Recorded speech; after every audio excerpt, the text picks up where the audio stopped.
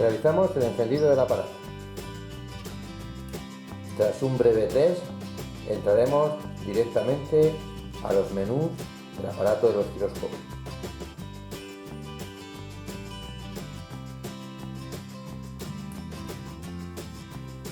Una vez encendido el aparato, nos encontraremos diferentes menús. El primero, el osciloscopio específico para automoción. Un segundo menú, que será la parte osciloscopio multímetro, a esa posición, donde tendremos en un lado osciloscopio y en otro multímetro, y una tercera opción que será un setup para ajustar diferentes valores de las mediciones que podemos hacer en el osciloscopio de automoción serán las siguientes.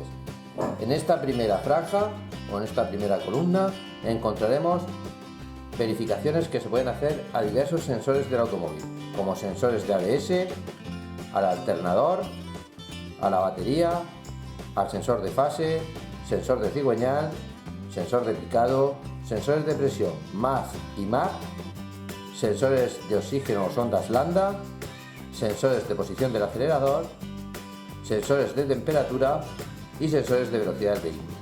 En la otra columna nos centraremos más en lo que son actuadores, pudiendo hacer comprobaciones de distribuidores, sistemas ECC de inyecciones monopunto, electroválvulas EGR, control de relentí, primario y secundario del encendido, inyectores y señales de multiplexado o CAN bus. Vemos ahora cada uno de ellos, empezando por el sensor de ABS y utilizando los botones de desplazamiento de menús y el botón Enter, entramos al ABS.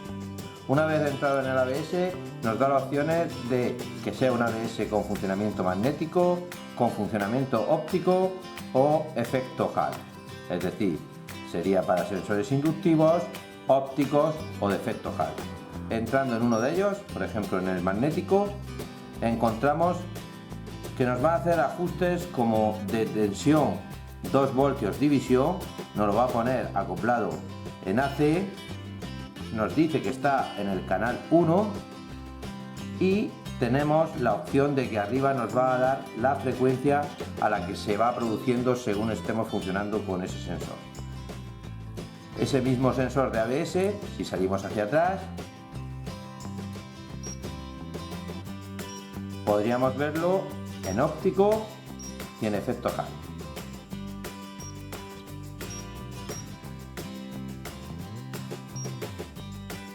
En el alternador podremos hacer pruebas de corriente, en las que entraremos directamente en el multímetro y podremos hacer pruebas de intensidad de corriente de excitación, por ejemplo. También podremos ver la señal de tensión de rizado.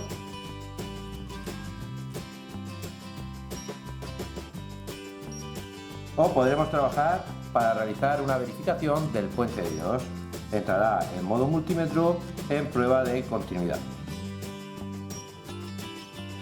En el caso de la batería tendremos opciones de comprobar la corriente, el voltaje, su GND, su buena puesta a masa, e incluso hacer pruebas para comprobar la presión que tienen los cilindros.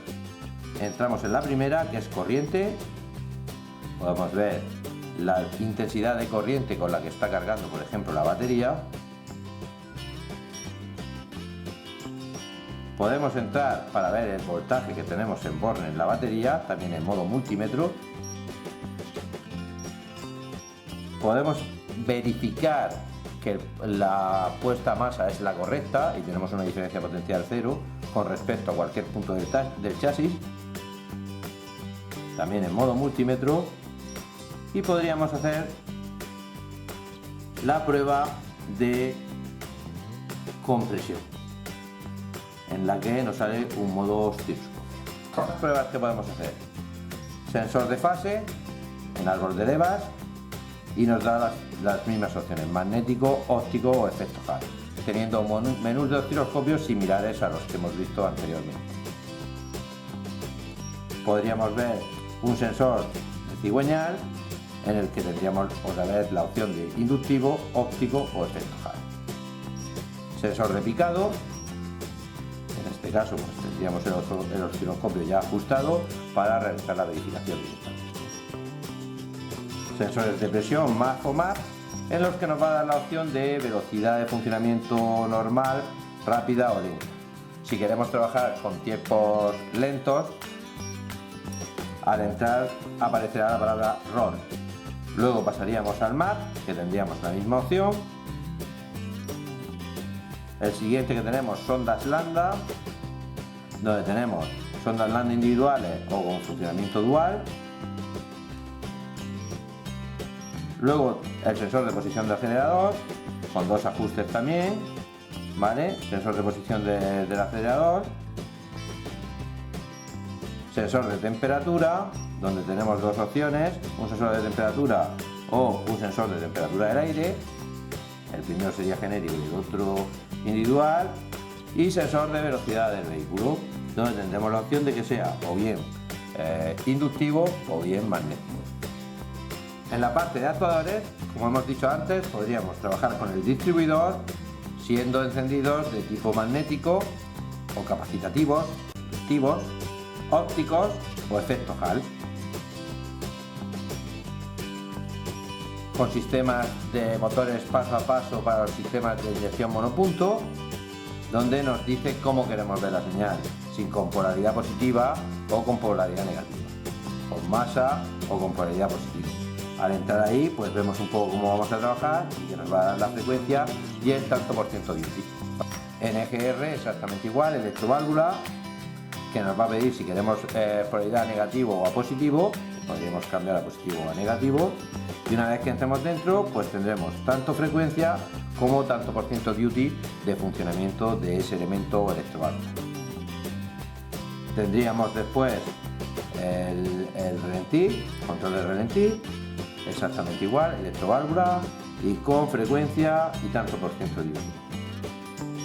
Luego las señales del primario y del secundario, donde tendremos que cuando trabajemos sobre ellas, o bien podemos tener la opción de una onda única o un encendido DIS o de chispa de bobina única, o incluso poder encontrar el Dewey. Tenemos una opción de secundario de encendido. En esto sí que tenemos que conectar nuestras pinzas inductivas y amperimétricas para poder realizar la prueba, igual que antes en onda única, DIS, RPM y parar. Luego tenemos una opción de primario y secundario a la vez, que nos va a sacar las señales en una misma pantalla, la del primario y la del secundario. Verificaciones o señales de inyector.